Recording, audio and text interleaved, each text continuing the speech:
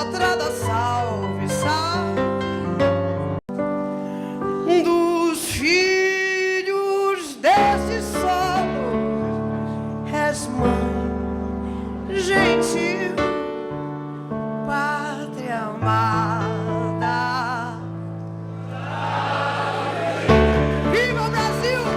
Viva a democracia! Que os governos, quaisquer que sejam eles, são sempre provisórios. Permanente é o nosso povo.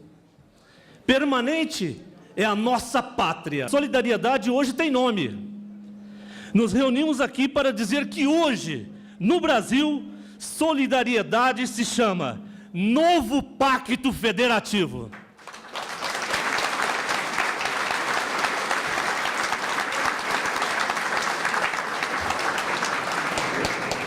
Queremos uma federação justa. Posição que todos nós temos aqui. Que você assuma a sua candidatura à presidência da República, porque vai ter um exército aqui. Ampliada, consolidada cada vez mais. Encaramos, por exemplo, com naturalidade todos os eventos. Ainda há pouco eu vi uma repórter. Organizado sob a liderança do nosso presidente Aécio Neves. Ação e emoção.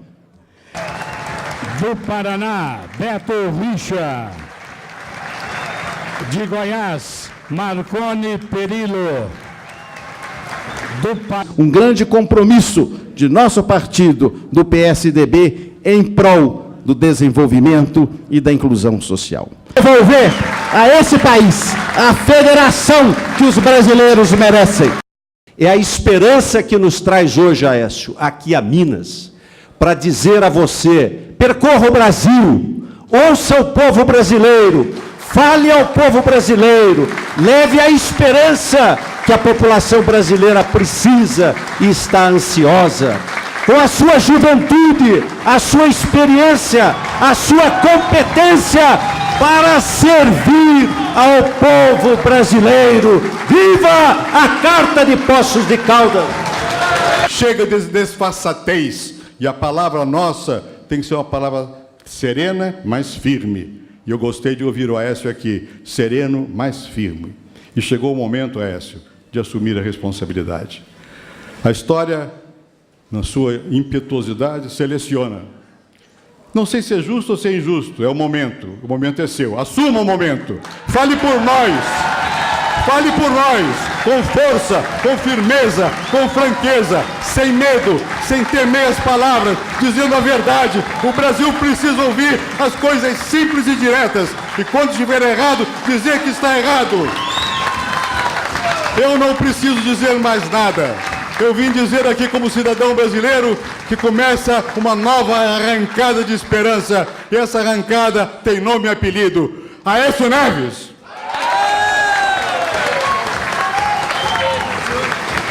Palavras, senhoras e senhores, do grande líder, o presidente que mudou o Brasil, Fernando Henrique Cardoso. Agradecemos a presença e participação de todos. Federação já. Poços de Caldas, mais 30. Boa tarde a todos, senhoras e senhores.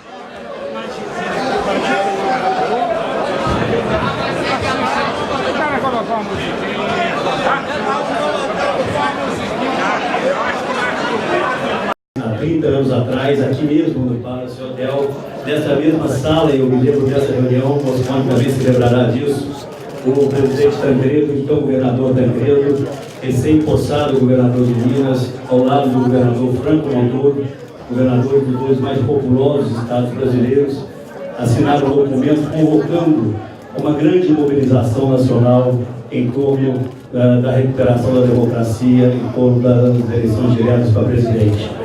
Obviamente, aquele ato teve desdobramentos importantes, outros governadores importantes a ele se somaram, como o governador Zé Richa, do Paraná, entre tantos outros, e por uma via que não foi direta, nós chegamos ao reencontro com a democracia. Passados 30 anos, nos reunimos aqui hoje em Poços de Caldas, Com a presença ilustre do ex-presidente Fernando Henrique Cardoso e dos governadores aos quais me referi, dos nossos líderes no Senado e na Câmara, Luiz Nunes e Carlos Sampaio, de inúmeros parlamentares de Minas e do estado de São Paulo e também de outros estados, como o senador Frecha Ribeiro do Pará, para fazermos aqui um outro grande brado, um outro grande chamamento pela recuperação dos municípios dos estados brasileiros, pelo fortalecimento da federação. Portanto, nós vamos lançar hoje o documento Poços de Caldas mais 30, Federação Já. Existe uma agenda extensa no Congresso Nacional que permite aos municípios, aos estados, mesmo que gradualmente, mesmo que paulatinamente, virem recuperando a sua autonomia e as condições deles próprios enfrentarem as suas dificuldades. O Brasil caminha para se transformar quase que num Estado unitário.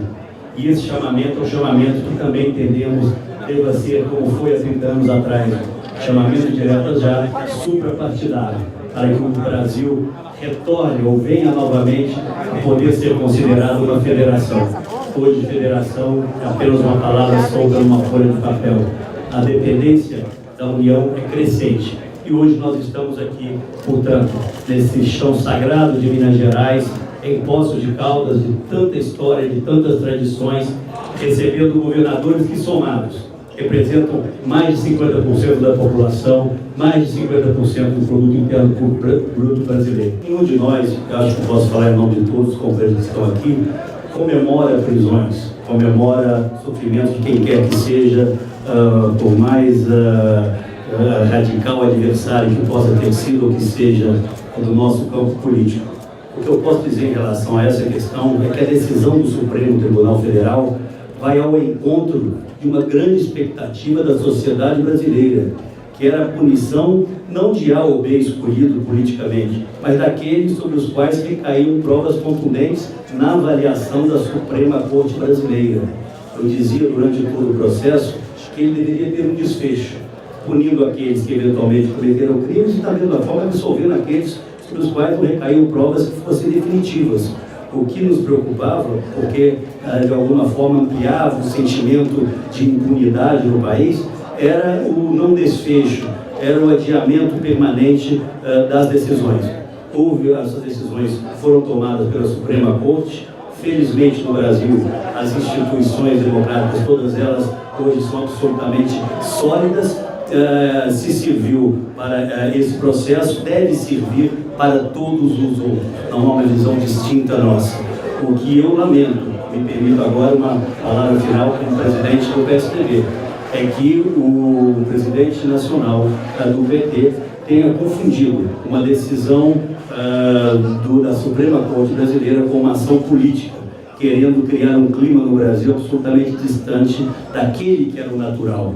Se as pessoas foram punidas, obviamente cumprirão as suas penas. Como eu disse, não comemoro a punição, mas eu acho que não contribui para a democracia um partido político querer transformar um julgamento feito da forma como foi feito, que inclusive absolveu vários dos réus, um julgamento político. Não foi um julgamento político. Repito, o que serve para esse caso deve servir para todos os outros. Queremos um governo que não se contente única e exclusivamente com a administração da pobreza, mas trabalhe pela sua superação. Mas queremos, como base fundamental de tudo isso, queremos a refundação da Federação do Brasil. Este encontro hoje em Poços de Caldas, reunindo algumas das mais importantes e respeitadas lideranças políticas do Brasil, servirá, como disse inicialmente, a um chamamento. É nossa responsabilidade, acima de partidos políticos, dos brasileiros que têm a compreensão do que significa permitir aos prefeitos e aos governadores administrarem as suas demandas. Portanto, é exatamente essa visão e essa preocupação que nos reúne e nos faz hoje falar para todo o Brasil. Pagar juros extorsivos à União. Estamos aqui reunidos para, de uma maneira muito especial, saudar esse grande governador de Minas Gerais, que é o nosso governador Anastasia. É um orgulho para todos nós ter como governador de Minas Gerais. Os deputados federais que aqui estão, de diversos estados, o que também para nós prefeitos, vice-prefeitos, vereadores. E esses prefeitos estão, meu caro senador Écio Neves, em que eles estão vivendo. E nós vamos agora, meu caro senador Luiz Nunes, entrar no período de chuvas aqui na região, que é muito bom. Esse plano vitorioso que mudou o Brasil.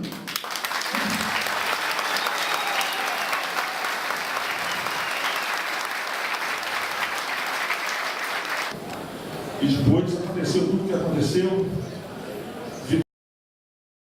Eu quero começar dizendo que este 18 de novembro de 2013 passa a fazer parte da história do Brasil, das boas causas, das Federação do Brasil. Não é justo, companheiro Geraldo Alckmin, não é justo, presidente Fernando Henrique, com os brasileiros que Vossa Excelência governou. Não é justo que tenhamos tamanha concentração de receita nas mãos da União e tão pouca generosidade. O governo federal é crescente.